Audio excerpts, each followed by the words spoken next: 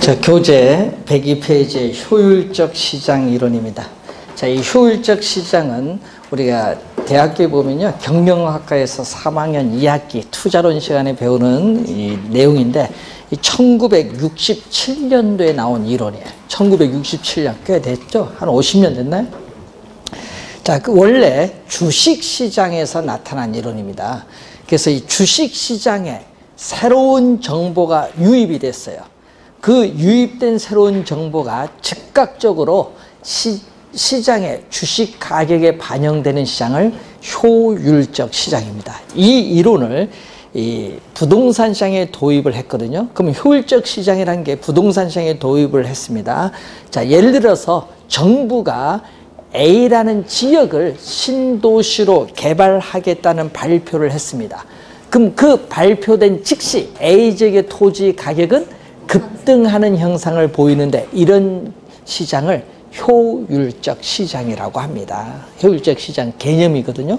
자, 그럼 이러한 효율적 시장은 시장의 가치에 반영되는 정보의 내용에 따라 시장을 크게 세 가지로 나눕니다. 약성 효율적 시장, 중강성 효율적 시장, 강성 효율적 시장의 세 가지로 나누는데, 이 과거의 추세적인 정보, 이 과거에 이미 사전에 발표된 추세적인 정보가 현재 시장 가치에 반영되는 시장을 우리는 전문용어로 약성 효율적 시장이라고 해요. 이 약성 효율적 시장은 과거에 이미 발표된 정보만 시장 가치에 반영됐습니다. 그렇기 때문에 현재 정보와 미래의 정보를 획득을 하기 위한, 현재의 정보와 미래의 정보를 획득하기 위한 정보 비용이 뭐한다? 존재한다. 정보 비용이 발생합니다. 자, 그러면은 이 약성 효율적 시장은 뭐만 반영되어 있다? 과거. 그래서 이 과거의 정보를 토대로 해서 현재 시장 가치의 변동을 분석하는 것을 기술적인 분석이라고 합니다. 자, 예를 들어서 여러분이 A라는 회사가 2개월 전부터 주가가 변동되는 흐름을 분석을 해서 현재 그 회사의 주가가 어떻게 변동할 것인가 예측하는 것을 기술적 분석입니다. 그래서 약성 효율적 시장의 투자자들은 모두 기술적 분석을 하고 있다고 가정을 해요. 그래서 이 기술적 분석을 통해서 나타난 여러 가지 기술적 지표를 가지고 약성 효율적 시장의 투자자들이 투자를 한다 하더라도 이 초과 이윤은 얻을 수 없다. 그래서 이 초과 이윤이라는 것은 이 총 수입이 우리는 총 비용보다 크면은 초과 이윤이 발생한 것입니다. 그런데 정상 이윤이라는 게 있습니다. 정상 이윤은 총 수입과 총 비용이 같아요. 총 수입과 총 비용이 같다는 것은 초과 이윤이 제로라는 얘기예요. 초과 이윤도 없고 손실도 없는 상태가 정상 이윤인데, 이 기술적 분석을 통해서는 초과 이윤은 얻을 수 없지만 정상 이윤, 초과 이윤도 없고 손실도 없는 정상 이윤은 획득이 가능하다는 거죠. 자, 그럼 과거의 정보에다가 또 뭐가 들어가냐? 현재의 정보. 자, 과거에 이미 발표된 정보에다가 현재 공개되는 이용 가능한 모든 정보까지 이 시장 가치에 반영되는 시장을 우린 전문용어로 또 중간성 효율적 시장이라고 하는데, 그럼 중간성 효율적 시장도 뭐가 돼?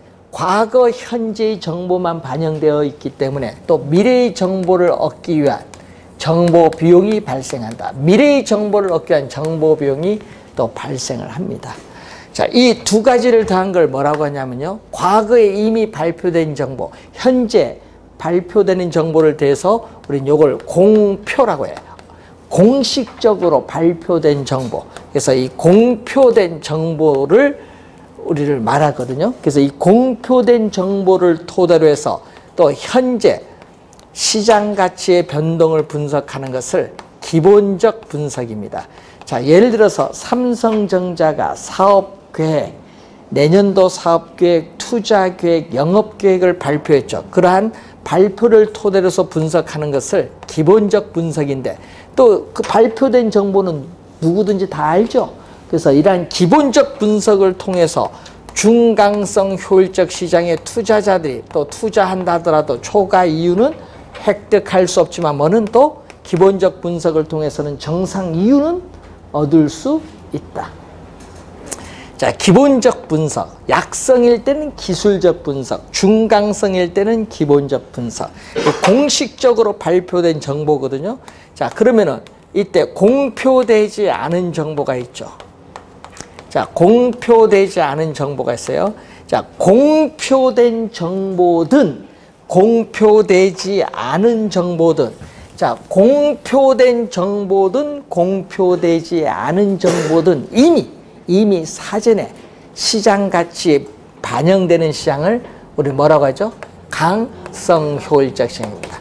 강성 효율적 시장은 과거, 현재, 미래의 정보까지 모두 반영되어 있기 때문에 이미 시장 가치에 모두 반영되어 있기 때문에 정보를 획득하기 위한 비용이 존재하지 않아요. 그래서 강성 효율적 시장에서는 과거, 현재, 미래의 어떠한 정보를 가지고 투자자들이 투자를 한다 하더라도 우리는 결코 초과 이유는 우리는 획득할 수 없다. 결코 초과 이유는 획득할 수 없지만은 또 정상 이유는 획득이 가능합니다. 그래서 여러분 올 28회 시험에 이게 이렇게 출제했거든요. 올해 시험에 공표된 정보든 공표되지 않은 정보, 이 기업에 있어서 여러분 주식시장에 공시가 되지 않은 비공개된 내부 정보를 얘기하거든요. 비공개된 내부 정보인데, 자, 그러면은 이 공표된 정보든 공표되지 않은 정보든 이미 시장 가치에 모두 반영이 되는 시장을 무슨 시장? 강성이죠. 올해 시험에 그걸 중강성 효율적 시장으로 출제한 거예요. 그 지문이 올해 시험 정답이었습니다. 개념을 묻는 거예요. 그래서 항상 약성 효율적 시장, 중강성 효율적 시장, 강성 효율적 시장 개념은 정확하게 이해를 해 두셔야 돼요. 시험에 항상 개념이 중요합니다. 자, 그럼 우리가 4페이지로 보시면은 우리가 할당적 효율성에 있어서의 개념이 우선 또 나타나죠.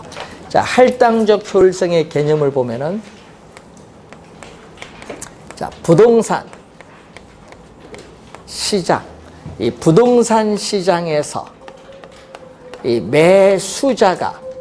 부동산 시장에서 매수자가 얻을 수 있는 임대료 수익률이 있어요. 부동산 시장에서 매수자가 얻을 수 있는 임대료 수익률이 있고, 또 자본 시장에서 우리는 매도자가 투자해서 위험을 감안한 또 수익률이 또 나타나겠죠. 자, 이때 자본시장에서 위험을 감안한 수익률이 5%다. 그런데 부동산 시장에서 수익성 부동산인 상가에 있어서의 수익률이 8%다. 그러면은 5%보다 뭐가 커요? 8%가 커요. 수익률이 높아요. 그러면 여러분은 투자를 어디 할까요? 상가에 투자하겠죠. 그러면은 항상 여러분 주의할 건 우리 항상 이거는 뭐 진리예요. 수익률이 낮은 쪽에서 수익률이 높은 쪽으로 돈은 이동해요. 예? 그래서 수익률이 낮은 쪽에서 수익률이 뭐 높은 쪽으로 돈이 이동하는 게 자금 이동이 나타나요. 자금이 이동을 합니다. 그럼 자금이 이동을 하면은 부동산 시장의 수익률이 높으니까 부동산에 대한 투자 수요가 뭐한다? 증가해요. 부동산 시장에서 부동산을 사고자 하는 투자 수요가 증가하면은, 그럼 수요가 이전보다 많아지면 부동산 가격은 뭐한다? 오르겠죠. 부동산 가격은 뭐한다? 상승을 하게 된다. 자, 부동산 가격이 오릅니다. 그럼 부동산 가격이 오르면 임대료 수익률은, 그럼 부동산 가격이 투자 금액이에요. 여러분, 부동산 가격이 10억이면 그 10억이 투자 금액이야. 그러면 투자 금액입니다. 자, 부동산 가격은 투자 금액. 근데 그 상가로부터 얻는 순수익은 변화가 없다. 일정. 순수익은 일정하다고 가정을 합니다. 일정하다고 가정했을 경우에 투자 금액인 부동산 가격이 오른다. 10억에서 15억으로 올랐어요. 그러면 투자 금액이 이전 순수익은 변화가 없는데 투자 금액이 더 많아지면 수익률은 이전보다 비용이 더 많이 들어갔잖아요. 그럼 수익률이 떨어지죠. 그래서 분모가 크면 전체값 수익률은 하락을 해요. 그 수익률이 8%에서 뭐야? 하락을 하는 거예요. 수익률이 현재 8%인데 하락을 하는데 언제까지? 두 수익률이 서로 뭐 할 때까지? 같을 때. 두 수익률이 같을 때까지 하락을 합니다. 되겠죠, 우선? 자, 만약에 요 수익률이 3%다 하면 어떻게 돼요? 상가 수익률이 3%다. 그러면은 자본시장의 수익률이 크죠. 크면은 또 수익률이 또 낮은 쪽에서 높은 쪽으로 또 뭐가 이동하냐면 자금이 이동을 해요. 그러면은 부동산 시장에서 부동산에 대한 투자 수요는 또 뭐 한다? 수익률이 낮으니까 줄어들죠. 투자 수요가 줄어들면은 부동산 가격은, 수요가 줄어들면 가격은 하락을 해요. 수요가 줄어들면 부동산 가격은 하락을 합니다. 그러면 임대료 수익률은, 부동산 가격은 투자 금액인데 10억에서 하락을 해서 7억으로 떨어졌다. 순수익은 어떻게 돼요? 일정하다고 가정했을 때 가격 10억에서 7억으로 하락을 하면 투자 금액이 이전보다 적어지죠. 그럼 수익은 변화가 없기 때문에 수익률은 높아지죠. 수익률은 3%에서 상승을 합니다. 언제까지? 또 5%와 같을 때까지 상승해요. 그럼 요 같을 때를 우리 뭐라고 하냐? 균형입니다. 그래서 부동산 시장과 자본시장의 균형이라는 말은 양시장에서 수익률이 뭐다? 같다는 거예요. 같을 때 균형인데, 이때 균형일 때를 우린 전문용어로 거기에 뭐라고 나와 있냐면은 할당적 효율성이란 말이에요. 할당적 효율성. 개념. 자, 우선 개념을 봤습니다. 그럼 무슨 얘기냐면요. 부동산 투자 및 다른 투자 대안에 따르는 위험을 감안했을 경우에 부동산 투자로부터 얻는 수익률, 다른 투자안으로부터 얻는 수익률이 서로 뭐하도? 서로 같도록 자금이 균형 있게 배분이 이루어질 때를 할당적 효율성이라는 용어를 사용합니다. 용어가 좀 어려운 용어예요. 자, 여러분 효율적 시장에서 기초에서는 4가지 용어만 잘 기억하면 되겠죠. 우선 약성 효율적 시장, 중강성 효율적 시장, 강성 효율적 시장 개념. 약성 효율적 시장에서는 기술적 분석, 중강성 효율적 시장에서는 기본적 분석하고 연계시키고 할당적 효율성의 개념. 우리 출제는 어디가 많이 하는 거예요? 당연히 요거죠. 요 개념을 좀 더 신경 써서 한번 확인을 해보시면 되겠습니다. 자, 106페이지로 가서 입지. 자, 여러분 입지가 어떤지 뭐 여러분 용어는 많이 사용하죠. 입지, 로케이션. 자, 입지라는 용어를 많이 사용을 해요. 여러분 쉽게. 입지는요, 경제활동 주체. 뭐 여러분일 텐데 이 경제활동 주체인 우리가 여러분이 차지하고 있는 장소예요. 차지하고 있는, 점유하고 있는 장소. 학교가 있는 장소, 우리 공부하는 건물이 있는 장소, 공장이 있는 장소, 주택이 있는 장소, 상가가 있는 장소, 그게 다 입지라고 해요. 입지. 그래서 입지는 차지하고 있는, 점유하고 있는 장소이기 때문에 움직이지 않는 무슨 개념? 정적인 개념이에요. 정적인 개념. 입지는. 근데 이 입지에 대해서 입지 선정이라는 용어가 있어요.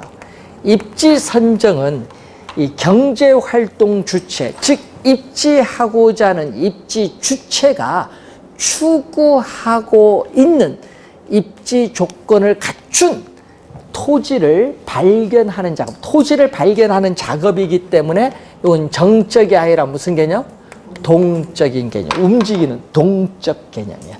입지가 정적인 개념이라면은 입지 선정은 어떻게 돼? 토지를 발견하는 작업이기 때문에 정적인 개념인데, 자, 입지 조건이 있는데, 입지 조건은 지형, 지세, 지반, 기후 등의 무슨 조건?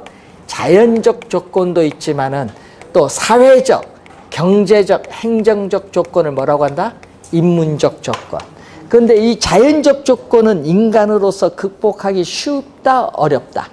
어렵죠. 인간으로서 극복하기 어려운 조건이지만은 사회적, 경제적, 행정적 조건은 인간이 극복할 수 있는 조건이에요. 근데 두 조건 둘 다 중요해요. 입지에서는. 근데 이 입지 조건이죠. 그럼 입지 조건은 어떻게 돼요? 우린 주거용, 상업용, 공업용 동일하다, 다르다? 다르지. 다를 거 아니에요? 달라요. 또 시간이 경과함에 따라 입지 조건도 뭐야? 고정돼 있다, 변한다? 변한다. 뭐 이런 건 상식적으로 알아두면 되죠. 입지 조건은 고정된 것이 아니라 시간이 경과함에 따라 변하고, 입지 주체에 따라 또 뭐야? 주거용이냐, 상업용이냐, 공업용이냐, 입지 주체에 따라 달라질 수 있습니다. 여러분, 사람마다 다르거든요. 여러분, 주택을, 입지를 여러분 선정할 때도 어떤 사람은 쾌적성을 보는 경우도 있고, 어떤 사람은 뭐 생활의 편리성을 보는 경우도 있고, 또 어떤 사람은 통근 시간을 보는 경우도 있고, 다 달라요. 그렇기 때문에 우리는 동일한 것이 아니라는 거 항상 염두에 좀 두시고, 자, 주거지 같은 경우는 어떻게 돼요? 그럼 주거지에 대한 입지 조건을 하면요, 우리나라는 어떻게 돼요? 주거지에 대한 입지 조건은 고대 삼국시대로부터 내려온 사상이 있어요. 풍수지리 사상이 있어요. 풍수지리 사상. 근데 풍수지리는 미신이에요, 과학이에요? 한번 물어봐야지. 이제 또 이제 왔다 갔다 하시죠. 과학이에요. 미신이 아니에요. 그래서 여러분이 미국 같으면요, 샌디에이고 가면 유명한 암센터, 우리 이건희 회장님도 거기서 치료를 받으셨거든요. 상당히 유명합니다, 전 세계적으로. 그 암센터의 변동 침실이요, 이런 풍수지리설에 입각해서 본인의 체질 있죠, 사상의학 체질에 따라서 소양인, 소민, 태양, 태음 있잖아요. 요거에 따라서 배치를 해놨어요. 그리고 미국에서는 사무실 배치도 풍수지리 사상에 근거를 해요.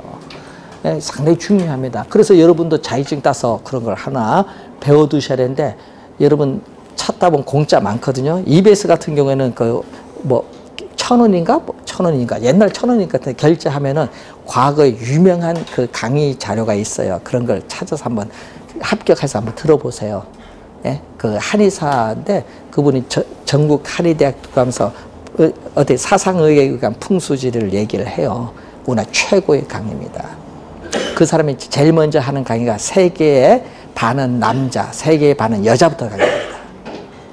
음양오행사의 풍수, 그걸 하면서 강의를 합니다. 사상의학하고 연결시켜서. 그거 여러분 들어야 돼요. 그래야 여러분 주택 거래를 할 때, 나는 어느 주택에 있을 때 건강했는데 이사를 했더니 몸이 좀 안 좋아지는 현상이다. 그럼 주택에 뭐가 문제 있어요, 풍수지리상에. 그럼 빨리 이사가라 해야 돼. 그래서 또 거래를 해야 돼, 여러분은. 그런 게 있죠. 여러분 또 주택 가구 배치 있잖아요. 이런 것도 여러분 상당히 중요합니다. 예? 그래서 인테리어 그 배치할 때 그것도 풍수지리 사상에 근거를 해야 돼. 남향이냐, 예?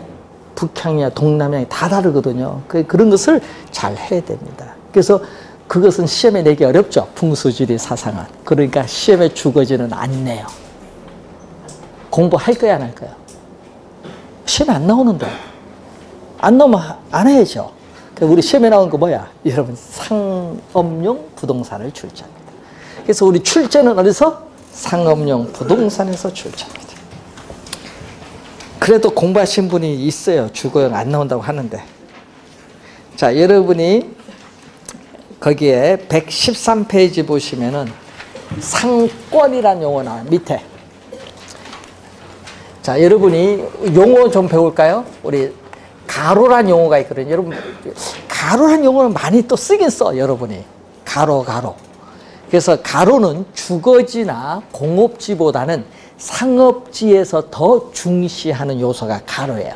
여러분 가로 여기 밖에 보면 차도 있죠. 차도 옆에 보면 가로 2개 있네요. 예? 좌측 가로, 우측 가로 2개 있잖아요. 가로가 뭐예요? 우리는 고객, 상업지에서 더 중시하는데 가로는 고객이 통행하는 장소예요. 그래서 외국인 이런 게 상당히 중요한 거예요. 가로의 길이, 가로의 폭, 이게 상당히 중요하거든요. 자, 그래서 가로, 고객이 통행하는 장소를 얘기해요. 자, 가로고, 자, 그리고 상권이라는 용어가 있어요. 자, 여러분 또 상업용 부동산 상가 점포 하면요. 분석을 여러분 해야 돼요. 상권 분석이라는 얘기를 많이 하는데, 그럼 상권을 우리는 또 뭐라고 하냐면 배후지라고 해요. 상권을 다른 말로 뭐죠? 배후지. 여러분 앞으로 교재 있다 보면 배후지라는 용어 나오면 아, 상권이다 이렇게 생각하면 돼. 배후지는 상권. 상권인데 이 배후지를 우리는 쉽게 얘기하면은 고객이 뭐 한다? 고객이 존재하는 지역. 고객이 존재하는 지역을 뭐라고 한다? 상권이야, 상권. 그럼 상권의 범위는 고정되어 있다, 변한다. 이것도 상식인데. 상권의 범위는 고정되어 있는 것이 아니죠. 뭐 예를 들어서 전철 노선이 연장되면 상권도 확장되잖아요. 상권의 범위는 고정되어 있는 것이 아니라 뭐다? 변한다. 그래서 상권을 분석할 때는 현재 고객이 존재하는 지역인 배후지만 분석해서는 안 돼요. 미래에 배후지로 발전할 가능성이 높은 후보 지역도 뭐 해야 돼? 고려를 해서 분석을 해야 돼. 항상. 네? 잠재적 수요가 어디까지 가느냐 고려를 해야죠. 자, 그런 것을 이제 잘 분석을 해야 됩니다. 그래서 상권의 수요를 분석할 때는 현재 고객이 존재하는 지역인 배후지만 분석해서는 안 되고 앞으로 미래에 배후지로 발전할 가능성이 높은 후보 지역까지 고려해서 분석을 하는 것이 바람직한 겁니다. 자, 우선 상권이라는 용어 배웠는데 우리 상업을 배우면 요건 기본적인 용어예요. 자, 그런데 문제는 이 상권과 관련해서 우리가 알아야 될 용어가 있는데 자, 112페이지 보시면은 공간 균배의 원리, 패턴이라는 학자가 나오죠. 자, 여러분 패턴은요, 이 하나의 상권 내에 이 동질적인 소비자가 균등 분포되어 있다고 가정을 합니다. 그래서 여러분이 우리가 소비자가 어떤 점포에 먼저 점포가 입지하고 있어요. 그럼 나중에 입지하는 점포가 어느 장소에 입지하는 것이 유리한가 분석하는 겁니다. 이미 기존의 점포가 있는데 나중에 들어온 점포가 어느 지점에 입지하는 게 좋은가 분석하는 것이 공간 균배의 원리입니다. 그런데 이 공간 균배의 원리에 보면요, 점포의 소재 위치에 따르는 점포의 분류가 4가지가 나와요. 거기 보시면은 집심성 점포인데 심이 마음 심자예요.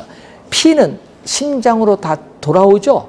그렇기 때문에 시민, 배후지, 고객이 존재하는 지역인 배후지의 중심부에 입지를 해야 유리한 유형의 점포가 집심성 점포입니다. 그래서 시험 문제에 많이 나오는 게 백화점 도매상이 제일 많이 나옵니다. 백화점, 도매상, 또 가끔 귀금속점도 나오고 또 고급 음식점, 영화관, 호텔 등이 여기에 해당하죠. 자, 집재성 점포라는 게 있죠. 이것은 배후지의 중심부에 입지를 안 해도 관계는 없는데 이 동업종의 점포들이 한 곳에 모여 있어요. 한 곳에 모여 있어야 유리한 유형의 점포입니다. 관공서, 요즘 행정타운이라고 많이 하죠. 다 밀집해 있잖아요. 관공서, 그리고 뭐가 있어요? 은행, 보험 등이 여기에 해당을 합니다. 자, 그리고 소매, 점포가 속해 있는 상권의 크기는 한정이 되어 있어요. 그래서 이 소매 점포 등에 있어서 어떻게 돼요? 동일 업종의 소매 점포들은 한 곳에 모여 있으면 망해요. 망하니까 뭐 해야 돼? 분산 입지를 해야 유리한 유형의 점포로서 시험에 제일 많이 나오는 지문이요. 세탁소하고 잡화점이 제일 많이 나와. 세탁소, 잡화점. 요 2개가 제일 많이 나오고요. 여러분 요즘 보면 미용실이라든지 치킨집이라든지 이런 거 편의점 이런 것이 여기에 해당해요. 모여 있으면 안 돼요. 그리고 집 국제성 점포보다는 점포의 규모가 좀 작아요. 이게 국부적 집중성 점포인데 동일한 업종의 점포들이 국부적 중심지에 입지를 해야 유리한 유형의 점포입니다. 여러분 국부라는 말 하면 여러분 이런 말이 있거든요. 전신마취, 국부마취. 국부는 일부분이잖아요. 그럼 어떤 지역의 일부분. 그게 국부적 중심지. 그래서 대표적인 게 뭐 있어요? 우리 가끔 우리 광명에 있는 점이지만 우리 가끔 지방에 가면 이런 게 있어요. 공구의 거리. 뭐 그렇죠. 공구만 팔는 거리. 그런 게 국부적 집중성이야. 예, 그런 게 있잖아요. 그래서 여러분 농기구상, 종묘상, 비료상, 석재점, 어구점 등이 대표적인 국부적 집중성 점포. 자, 그리고 상품의 종류에 따른 분류인데 이게 바로 구매 습관에 따른 분류예요. 자, 그래서 거기 보면 편의품점이라고 하죠. 여러분 편의품점, 일명 여러분 편의점이라고 얘기를 많이 하는데 이 컨비니언스 얘기죠. 그래서 여러분 우리 옆에 보면 CU는 뭐가 나와요? 컨비니언스, 편의에다가 포유를 붙여. 당신을 위한 편의점이야. 그걸 줄여서 CU라고 하는 거예요. 뭐 약어도 모르죠. 그냥 CU 이렇게 하시죠. 당신을 위한 편의점. 그러니까 이 편의점 가면 물건 살 때 한번 보세요. 가격이 비싸요, 싸요? 비싸요? 싸지. 10,000원 이내의 상품인데. 10,000원 이내의 상품들을 판매하는 거의 점포예요. 그리고 그러다 보니까 어떻게 돼요? 의사결정이 신속하고 구매 빈도도 높은 상품. 자주 사는 거예요. 구매 빈도도 높은 상품을 판매하는 점포인데 여러분 주택에서 도보로 요즘 몇 분 정도 하면 요즘에 10분에서 한 15분? 옛날은 30분인데 그때는 너무 멀어 이제는. 10분에서 15분 정도 거리에 있고 그래서 중심지의 기능이 가까운 지역에만 미치는 저차원, 낮은 저차원 중심지에 입지를 해요. 자, 이런 점포가 편의품점이에요. 일상생활 필수품을 판매하는 점포입니다. 자, 그런데 요거보다 가격이 약간 비싸. 약간 비싸요. 그래서 의사결정이 신속하지 못해. 생각 좀 해야 돼. 사는 거. 그래서 여러분이 구매하고자 하는 상품의 가격, 품질, 디자인, 색상, 포장, 서비스 등을 여러 어떻게 돼? 점포들과 상호 비교를 한 이후에 구매를 하는 점포예요. 그 선매품점인데 대표적으로 고객의 기호라든지 취미가 잘 반영되는 경우가 많습니다. 대표적으로 여러분 여성 의류 같은 거 있죠. 여성 의류 사는데 우리나라에서는 평균 3시간 걸린다는 통계가 나와 있어요. 예? 남성 의류는 몇 분? 예? 10분 안 걸린대. 의사결정을. 여성분 3시간 걸린대. 이게 다 비교를 하는 거예요. 예? 그렇죠. 뭐 대답이 없어요. 비교를 할 텐데. 예, 이제 선매품이에요. 근데 전문품은요, 요거는 상당히 명품이라고 생각하면 돼. 그래서 광고가 이미 되어 있는 유표품을 판매하는데, 그래서 고객이 특수한 매력을 찾기 위해서 구매를 위한 노력을 아끼지 않는 상품이 여기에 해당해요. 그래서 고급 양복점이라든지 고급 시계를 판매하는 점포, 뭐 이런 게 있죠. 이런 점포가 전문품점입니다. 전문품. 자, 전문품에 가면은 여러분 조심해야 될 게 하나 있죠. 명품을 판매하는 점포 가면은 어떻게 돼요? 어떻게 돼요? 가격이 붙여 있거든요. 예? 붙여 있어요. 가격, 그 상품 가격 붙여 있으면요. 가서 거기서 깎으면 안 돼요, 명품은. 예? 깎아준다, 그럼 가짜야.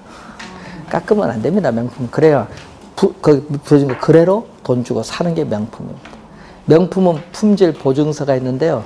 전 세계 어느 지역이든지 교환 가능합니다. 예? 명품은 바로 우리나라 샀는데 미국, 뉴욕 가서 있죠? 예? 상품 판매하는 그 똑같은 점포 가서 교환하겠다 하면요. 묻습니다. 예? 제품으로 교환하겠습니까? 현금 교환하겠습니까? 바로 묻습니다. 이게 명품입니다. 예? 물건, 뭐 우리나라처럼 뭐 현금 안 바꿔준다. 그게 명품입니까? 그건 싸구리지. 예? 잘못된 거예요. 명품은 교환해줍니다. 100%. 뭐만 보면 돼? 품질 보증서 1년 번호가 있어요. 딱 보고 확인해 줍니다. 그래서 품질 보증서 1년 번호가 없으면 가짜야. 예? 그래서 우리나라 명품 살 때 주의해야 될 것은 관세청을 통해서 유입되는 명품은 10%밖에 안 돼요. 판매하는 그 매출에 나머지는 다 밀수 아니면 가짜라는 겁니다. 예, 살 때 그래서 유의하셔야 돼요. 안 사는 게 낫죠. 아예 가짜를 사드시든지. 가끔 가짜 팔다 걸리잖아요. 뉴스 나오고 옛날 롯데 잠실에서 걸렸고, 예? 여주 아울렛에도 걸리고. 그거 잘 모르는 전문가가 봐야 알지 그런 거. 그래서 아예 가짜 사는 게 낫습니다. 중국은 거의 가짜죠. 예? 롤렉스 5만 원 팔대요. 롤렉스. 아니 명사집에 봤는데 2천 얼마예요. 2천 몇백만 원인데 가니까 5만 원이야. 거기 가짜 짝퉁시장 갔거든. 3대 짝퉁시장 다른애 갔는데 딱 보니 5만 원이래. 야 그거 사봤자 하루 못 갈 거다니까. 그래도 하루 껴본다 해서 산대. 진짜 하루 지나니까 시계 멈추대요. 하루 예, 5만 원. 그래서 중국이 짝퉁이 대단합니다. 3대 짝퉁 시장이랬어요. 나중에 한번 가보십시오. 중국 갈 기회가 있습니다. 그래서 중국에 웬만하면 사는 게 아니죠. 술도 짝퉁인데 뭐. 예, 술도 판매하는 데 가서 직접 만든 데 가서 사와야 믿지. 아니면 거의 가짜인 경우가 많아서. 자, 그래서 이제 분석을 할 때 이런 걸 잘 분석을 해야 돼요. 자, 그래서 시험 문제는 이제 상권을 분석을 하잖아요. 이 상권을 분석하는 모형이 나오는데 이 모형이 학자들의 견해가 많아요. 그럼 시험 출제는 당연히 학자들의 견해를 출제를 합니다. 그래서 여러분이 최초의 이론이 레일리인데 그래서 레일리를 제일 많이 출제하고 시험 문제 레일리를 안 낼 때 누구 내냐면 허프를 내는데 올해 28회 시험에는 허프를 출제했어요. 원래 허프 우리는 뭐 원래 찍었는데 왜 그러냐면요. 레일리가 최근에 한 4번 연속 나왔기 때문에 뭐 허프 나옵니다. 그래서 내년에도 우선 여기서는 또 계산 문제가 나옵니다. 여러분 상권 분석 모형은 우선 뭐가 출제한다? 또 계산 문제.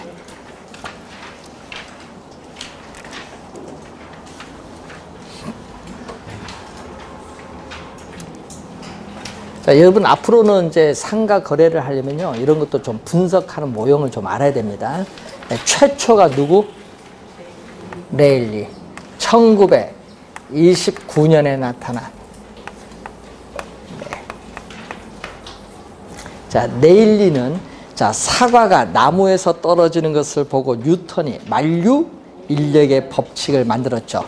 자, 두 물체 간의 인력의 크기는 두 물체의 질량의 크기에 비례하고 거리 제곱에 반비례한다. 이것을 응용을 해서 레일리는 소매 인력의 법칙을 만듭니다. 네, 소매 인력의 법칙인데 무슨 모형이냐 하면은 중력 모형이죠.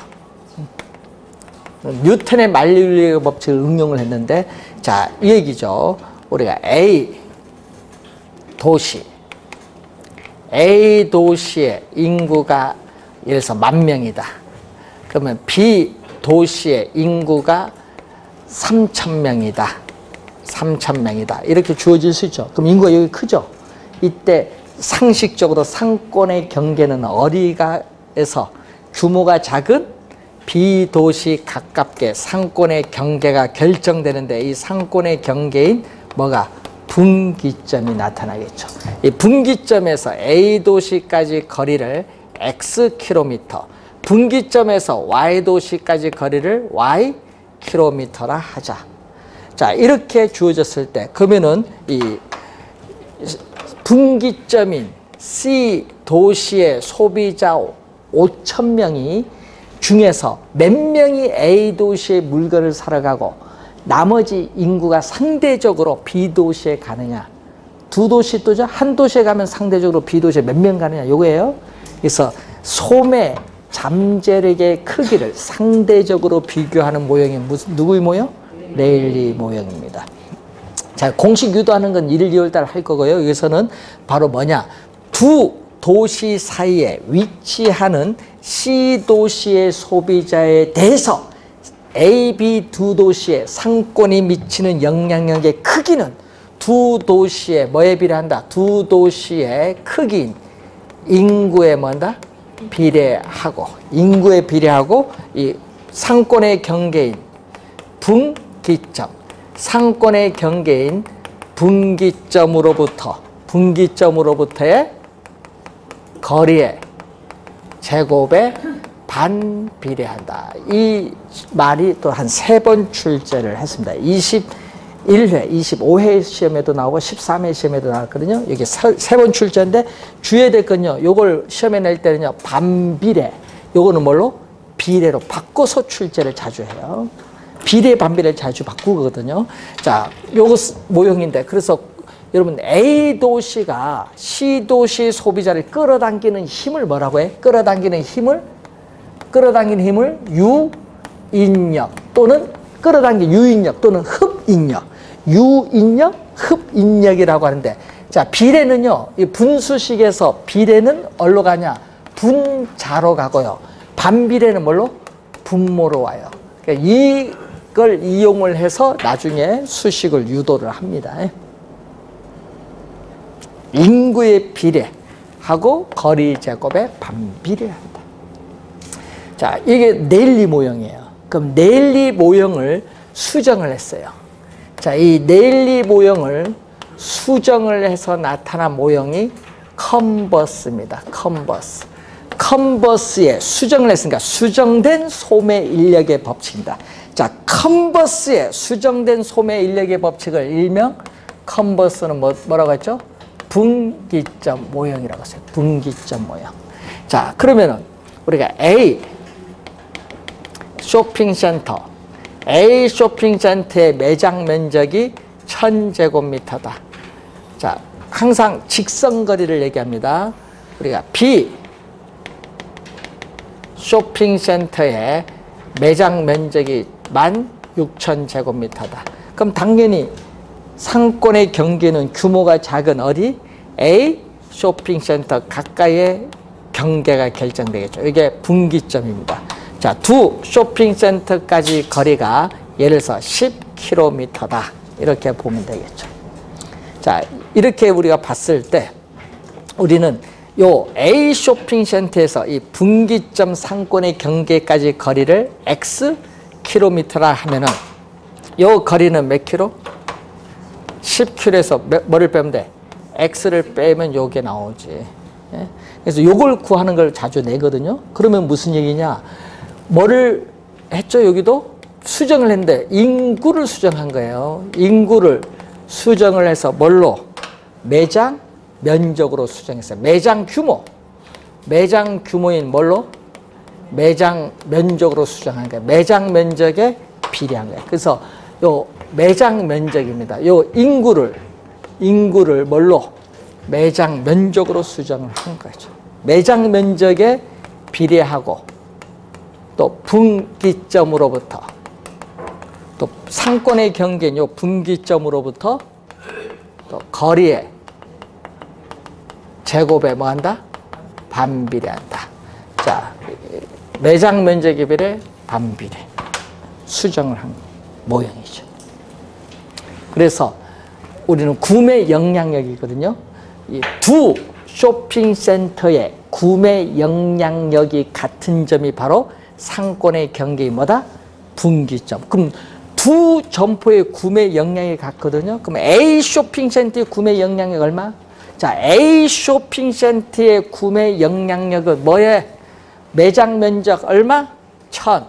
매장 면적 1000에 비례하고 거리, 분기점으로부터 거리, X 거리의 제곱의 반비례. 요거는 A 쇼핑센터의 구매 영향력. 예? 그럼 B 쇼핑센터의 구매 영향은 얼마? B 쇼핑센터 16,000에 비례하고 거리 10-S 거리의 제곱의 반비례. 그러면은 A 쇼핑센터의 구매 영향력, B 쇼핑센터의 구매 영향이 서로 뭐한 점? 같은 점에서 우리는 분기점이 형성이 돼요. 상권의 경계. 요거 2차 방정식, X에 대한 2차 방정식, 중학교 3학년 때 배운 2차 방정식, 그걸 풀어라는 얘기예요. 다 잊어버렸죠? 못 푸는 거예요, 여러분은. 다 잊어버렸어. 인수분해도 잊어버렸지. 근해 공식도 잊어버렸지. 그래서 이런 문제 나오면 틀려주는 게 예의지. 다 잊어버려도 어떻게 할 거야. 그래서 시험 문제 나오면은 여러분 찍기 신공이라는 게 있어요. 직관으로. 여기 딱 보면 여기 반에 5kg죠. 5kg잖아. 그럼 보기 5개 중에 찾아야지. 5kg니까 답은 5kg 미만이었어. 그럼 거기 오지선에서 그 5kg 미만이니까 2개 나올 거야. 2개 놓고 잘 찍으면 돼. 그런 것도 요령이지. 예? 그런 요령이 없으면 어떡해. 직관이라도 잘 찍어야지. 근데 나중에 되면요, 이런 건 여러분 계산하기 어려워요. 그래서 만약 말로 나올 수도 있거든요. 예? 학자들의 견해가. 그때는 두 쇼핑센터 뭐가? 구매 영향력이 같은 점이 뭐가 돼? 상권의 경계인 분기점이 된다. 뭐를? 인구를 뭘로 수정을 했다? 매장 규모인 매장 면적으로 수정했다라는 내용을 아시면 되겠습니다. 자, 우선 내일리가 상당히 중요합니다. 내일리는 최초니까 시험에 하여튼 자주 출제하고 내일리 안 내면은 뭐를 낸다? 허프 내는 거야. 그러니까 원래 시험도 허프인데 하여튼 내일리 허프 둘 중에 하나가 우선 계산 문제는 출제가 되는 부분입니다. 자, 우리 다음 주에는 허프부터 진행하도록 하겠습니다. 자, 오늘 수고하셨습니다. 안녕히 가십시오.